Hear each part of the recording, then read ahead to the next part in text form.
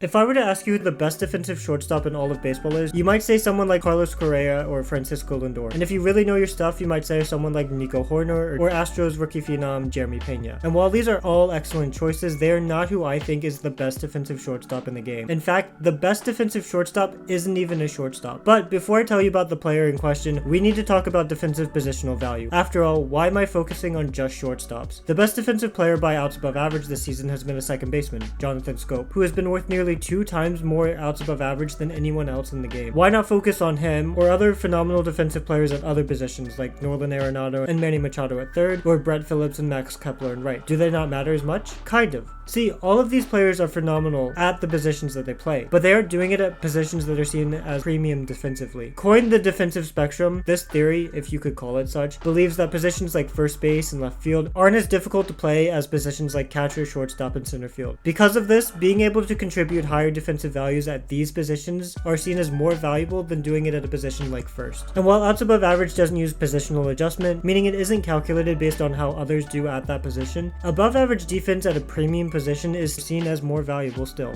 On the defensive spectrum, second base has been seen as the 4th most premium position after catcher, center field, and shortstop.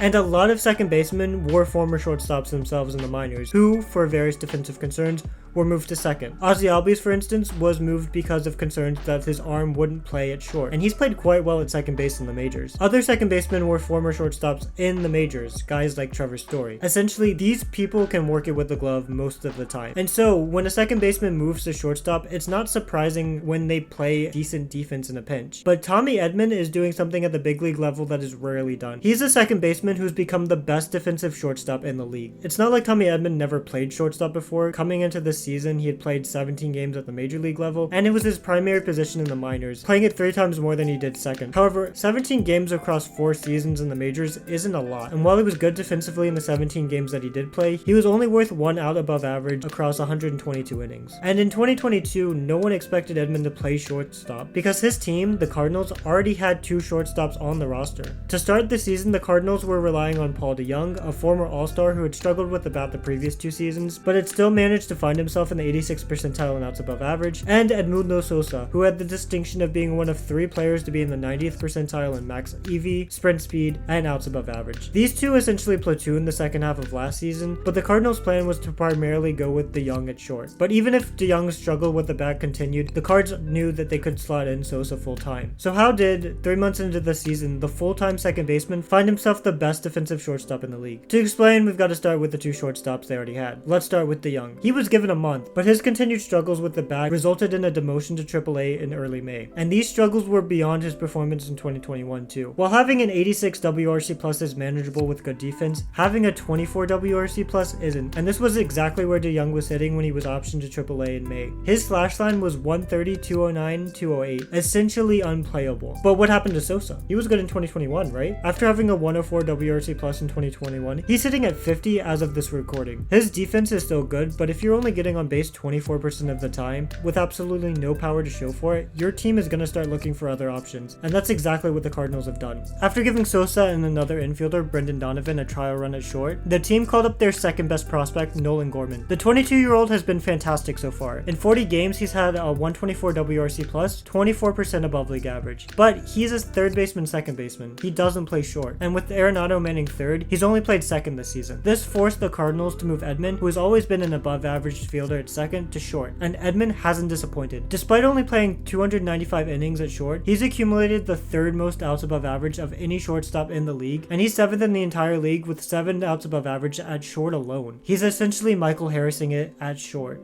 but better. But wait, you might ask, I thought you said Edman was the best defensive shortstop in the league. You just named 2 who were better than him. But here's the thing. While Nico Hoerner and Jeremy Pena are ahead of him on the outs above average chart with 9 and 7, which technically means Edman's tied for second, they've played far more innings at the position. The 2 shortstops have played over 520 innings at short, which is roughly 1.8 times the amount of innings that Edman has seen. On an inning basis, Edman is far more valuable than anybody else. He's getting an extra out for every 42 innings he's out on the field. For context, Horner, who's been worth 9 outs above average, is gaining the Cubs an extra out every 60 innings. This is a 2-game difference. There are only 6 players who have played at least 100 innings that have a better pace than Edman, and only Andrelton Simmons has played short. And while Edman's defense is still technically considered short sample, he's actually gained 2 outs above average in the process of this writing. And while his bat's only been average, his glove has been so outstanding, I wouldn't be surprised if you saw him representing the Cardinals in the Midsummer Classic in a few weeks.